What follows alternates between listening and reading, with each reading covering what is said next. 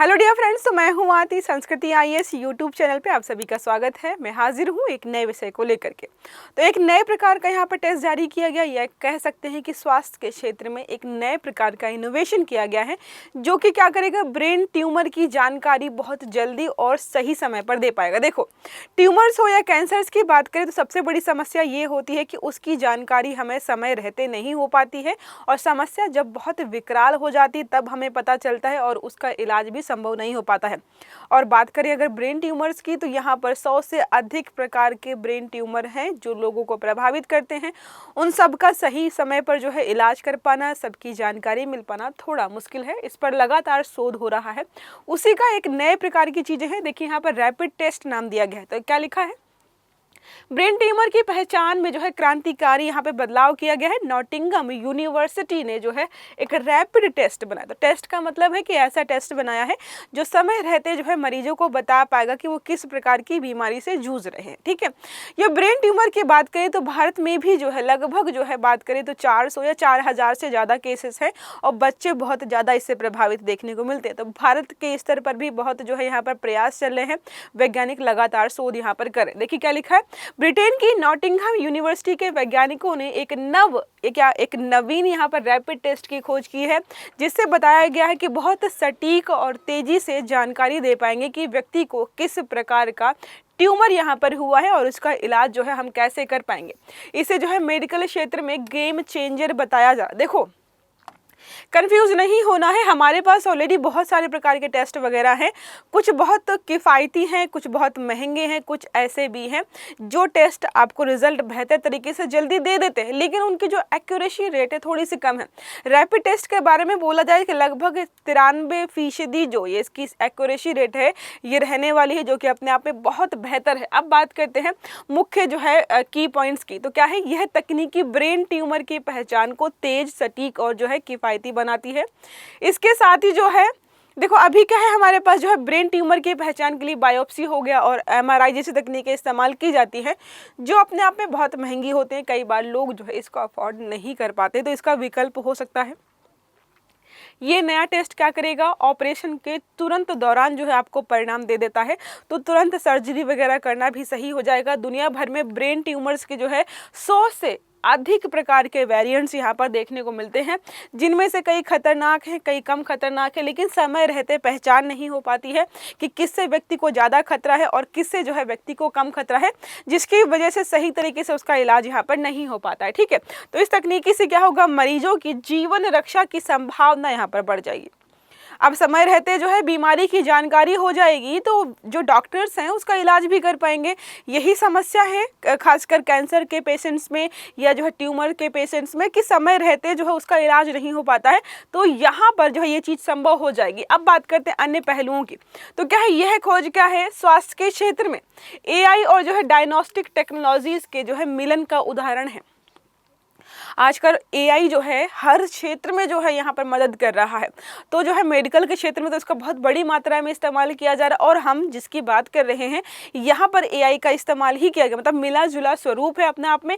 ये चिकित्सा संसाधनों की बचत भी करता है। ठीक है, विशेषकर विकासशील देशों में क्या है, संसाधनों की ही तो कमी है, रिसोर्सेज की कमी है, तो उसकी बचत कर पाएगा। तो बेहतरीन यहाँ पर विकल्प होगा जो है डेवलपिंग कंट्रीज के लिए। अब बात करते हैं इससे क्या है, ग्रामीण व दूर दराज के क्षेत्रों में भी गुणवत्तापूर्ण स्वास्थ्य सेवा पहुंचाना संभव है। देखो, भारत में बहुत सारे ग्रामीण इलाके ऐसे हैं जहां पर बहुत सारे जो है ब्रेन जो है ट्यूमर के केसेस होते हैं, लेकिन उनको समय रहते इलाज नहीं मिल पाता है, समय रहते जानकारी नहीं मिल पाती है।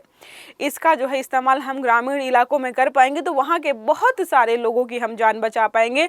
तो भारत के लिए भी ये शोध बेहतरीन तरीके से काम आने वाला है। अब हम बात करते हैं इस तकनीकी में क्या है, स्पेक्ट्रोस्कोपी और एआई एल्गोरिदम का उपयोग किया गया है। ठीक है, परीक्षण के पहले चरण में होता है, इसकी सटीकता कितनी है, 93% पाई गई है, जो कि बाकी अगर टेस्ट की तुलना जो अलग अलग प्रकार के हमारे यहाँ पर टेस्ट वगैरह अवेलेबल है उनकी जो है तुलना में ये बहुत बेहतर होने वाला है। इसे भविष्य में जो है पोर्टेबल डायग्नोस्टिक डिवाइस के रूप में भी हम कन्वर्ट कर पाएंगे। अब इस रूप में कन्वर्ट कर पाएंगे तो इसको हम कहीं पर भी ले जा पाएंगे। ठीक है। तो ये बहुत जो है आरामदायक होने वाला। अब बात करते हैं ब्रेन ट्यूमर्स की। आखिरकार ब्रेन ट्यूमर होता क्या है? देखो, अगर आपके मन में ये है कि ब्रेन ट्यूमर सिर्फ और सिर्फ ब्रेन में ही होगा या ब्रेन में कुछ समस्या होने की वजह से हो जाएगा, तो नहीं। कई बार होता है कि आपका ट्यूमर बॉडी के किसी दूसरे पार्ट में है, लेकिन फैलते फैलते वो आपके ब्रेन को भी प्रभावित करता है, तो उसको भी हम ब्रेन ट्यूमर की कैटेगरी में काउंट करते हैं। पहले हम बात करते हैं कि आखिरकार ब्रेन ट्यूमर होता क्या है। तो ब्रेन ट्यूमर का मतलब क्या होता है? अनियंत्रित रूप से जो है सेल्स जो है विकसित होने लगती हैं। ठीक है, मतलब जो है अगर किसी जो है सेल का साइज ऐसा है तो उसके आसपास कुछ इस प्रकार के सेल्स जो है बनना शुरू हो जाते हैं, जो उसके जो है आकृति को भी परिवर्तित करती हैं, कार्य प्रणाली को भी डिस्टर्ब करती है। देखिए क्या लिखा है, ब्रेन ट्यूमर मस्तिष्क या उसके आसपास के ऊतकों में कोशिकाओं की असामान्य वृद्धि है। जो ट्यूमर होते हैं, ट्यूमर का मतलब ही होता है कि कोशिकाओं की असामान्य वृद्धि जो कि नहीं होनी चाहिए। इसके साथ यह वृद्धि नियंत्रित भी नहीं होती है, मस्तिष्क के सामान्य कार्यों को प्रभावित करती है। अब जो है मान लीजिए जो गाड़ी में टायर लगा हुआ है वो गोल होना चाहिए, किसी कारण बस जो है यहाँ पे बम्प निकल आए तो आप जो है मान के चलिए कि कुछ समय तक जो है गाड़ी आप जैसे तैसे चला लेंगे, लेकिन अगर लगातार ये बम्प बढ़ता रहे, यहाँ पर भी आ जाए तो क्या होगा? गाड़ी की कार्य प्रणाली जो है यहाँ पर डिस्टर्ब हो जाएगी। तो वैसा ही कुछ है कि ब्रेन की एक अपनी कार्य प्रणाली है, वो प्रभावित होना शुरू हो जाती है। अब बात करते हैं ब्रेन ट्यूमर के प्रकार। तो दो प्रकार के होते हैं। पहला है यहाँ पर जो है प्राइमरी ट्यूमर्स, मतलब जो है मस्तिष्क से उत्पन्न होते हैं। ऐसे ट्यूमर जिसकी शुरुआत ही हमारे मस्तिष्क से हुई है, कहीं दूसरे पार्ट में विकसित होकर ट्यूमर हमारे दिमाग तक नहीं फैला है। तो जैसे जो है गिलियोमा और जो है मेनिन्योमा, ये दो प्रकार के हैं। इसके अलावा भी बहुत सारे प्रकार के जो है, लेकिन आप इनके नाम याद रखिएगा कि जो मस्तिष्क में ही शुरू होते हैं। दूसरा है सेकेंडरी या फिर जो है मेटास्टेटिक ट्यूमर्स की बात करते हैं। तो ये क्या है, शरीर के अन्य हिस्सों से मस्तिष्क में फैलते हैं, जैसे ब्रेस्ट कैंसर हो गया, लंग्स कैंसर हो गया। इस प्रकार के कैंसर क्या है, होते तो किसी और दूसरे पार्ट में हैं, लेकिन जब ये बहुत ज़्यादा अपनी खराब हालत में पहुंचते हैं तो ये बाकी बॉडी पार्ट्स को प्रभावित करते हैं, जिसमें हमारा ब्रेन भी होता है। तो इसको हम कहाँ काउंट करेंगे? सेकेंडरी ट्यूमर्स में। अब बात करते हैं इस विविधता के कारण क्या है, सटीकता। हम ये पहचान पाएँ कि ये ब्रेन ट्यूमर खुद से यहाँ पर स्टार्ट हुआ है या बॉडी के दूसरे पार्ट्स में ट्यूमर्स की वजह से यहाँ फैला है, ये जो है एक तरीके से डिफ्रेंशिएट करना मुश्किल हो जाता है, उसी के लिए यहाँ पर बनाया गया। देखो अब बात करते हैं, अगर किसी व्यक्ति को ब्रेन ट्यूमर है तो उसको किस प्रकार के लक्षण अपनी बॉडी में दिखाई देंगे? तो सुबह या रात में सिर दर्द होना जो बहुत परेशान करता है। ठीक है, किसी बात को सुनने, बोलने या सोचने में अगर समस्या होना शुरू हो जाए, शरीर के एक तरफ या शरीर के किसी विशिष्ट भाग का आंशिक या पूर्ण भाग जो है पूर्ण रूप से पैरालाइज हो जाना, संतुलन बनाए रखने या समस्या में जो है आपको जो है चक्कर आना, मतलब जो है संतुलन या बैलेंस, आपको बॉडी को बैलेंस रखने में समस्या हो रही है, सारे जो है सिम्टम्स हैं। इसके अलावा चेहरे में झंझनाहट होना या अकड़न होना, मतली या उल्टी आना, ये सारे सिम्टम्स हैं जो कि बताते हैं कि शायद आप जो है ब्रेन ट्यूमर का शिकार हो चुके हैं। अब बात करते हैं लक्षण हमने देख लिए हैं, लगातार सिर दर्द, विशेषकर सुबह के समय या शाम के समय, उल्टी, मतली, दृष्टि, सुनने में बदलाव, दौरे पड़ते हैं। उसके अलावा याददाश्त या जो है याददाश्त वगैरह में बदलाव होना शुरू हो जाता है, बोलने में कठिनाई आती है, शरीर के किसी भाग में जो है अचानक से सुन्नता या कमजोरी आपको महसूस हो सकती है। अब बात करते हैं भारत के बारे में। तो भारत में लगभग जो है शायद 400 के आसपास केसेस हैं या 4000 है, आप एक बार चेक कर लीजिएगा। यहाँ पर लिखा भारत में कैंसर रोगियों की संख्या लगातार बढ़ रही है। 400 तो कहाँ, बहुत कम है, 4000 से ज़्यादा ही केसेस हैं। साल दर साल जो है इनकी संख्या लगातार बढ़ती ही जा रही है। WHO ने जो है चेतावनी भी जारी की थी कि भारत को जो है इस प्रकार के केसेस पर ध्यान देना चाहिए, कुछ नए जो है प्रयोग करने की आवश्यकता है, कुछ नई जो है योजनाएं लागू करने की आवश्यकता है। तो ग्रामीण क्षेत्रों में जो है अधोसंरचना और जो है डायग्नोस्टिक सुविधाओं की कमी के कारण ऐसी जो है तकनीकें ग्रामीण स्वास्थ्य में क्रांति ला सकती हैं। तो हर साल जो है 400 के आसपास जो है भारत में ब्रेन ट्यूमर के केसेस यहाँ पर निकल करके आते हैं, जिनका सही से इलाज नहीं किया जा पा रहा है।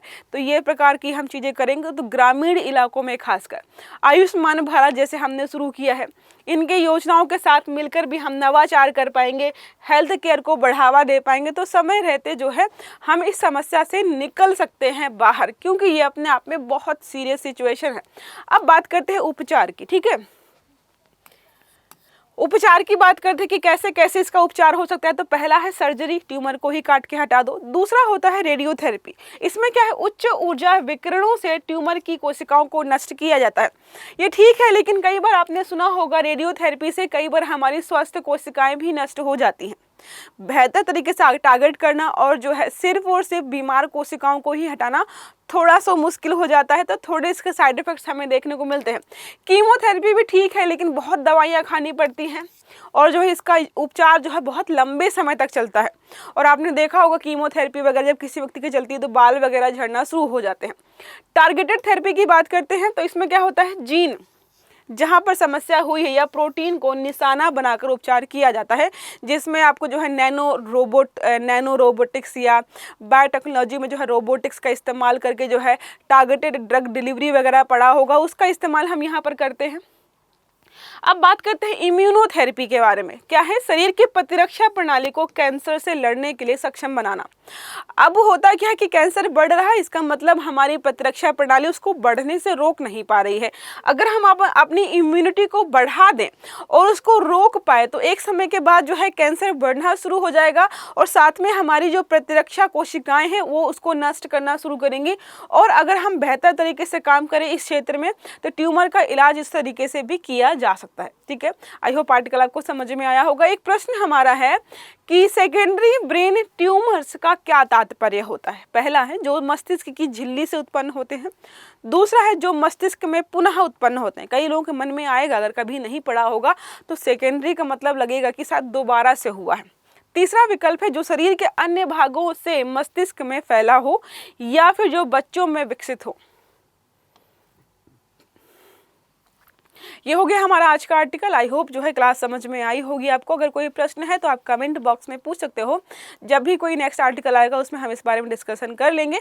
तो वीडियो अगर अच्छा लगा है तो क्या करना है, वीडियो को लाइक करना है, चैनल को सब्सक्राइब करना नहीं भूलना है, बेल आइकन दबाना ताकि इस प्रकार के जितने भी आर्टिकल्स हैं वो सारे आपको समय रहते मिल पाए। तो अच्छे से पढ़िएगा, अपना ख्याल रखिएगा। Have a good day, thank you.